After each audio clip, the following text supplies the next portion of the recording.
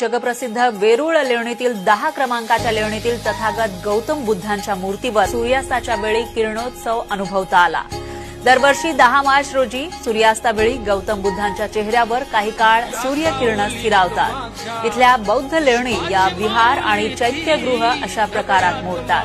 बहुतांशी हीनयान काळातील लेणीमध्ये केवळ स्तूप तर महायान काळातील लेणीमध्ये तथागतांची मूर्ती कोरलेली असते।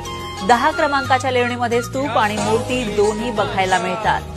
तथागतांची मूर्ती धम्मचक्र प्रवर्तन मुद्रेतील आहे। यांच्या एका बाजूला पद्मपाणी तर दुसऱ्या बाजूला वज्रपाणी हे बोधिसत्व आहेत। लेणीच्या भिंतींवर तथागतांच्या जीवनातील महत्त्वाचे प्रसंग कोरलेले आहेत। ज्या झरोक्यामधून सूर्यकिरण लेणीमध्ये प्रवेश करतात तो पिंपळाच्या पानाच्या आकाराचा आहे, तर त्याच्या बाहेरील बाजूला 6 गंधर्व आहेत। लेणीतील गौतम बुद्धांच्या मूर्तीवरील किरणोत्सव डोळ्यांचे पारणे फेडणारा होता।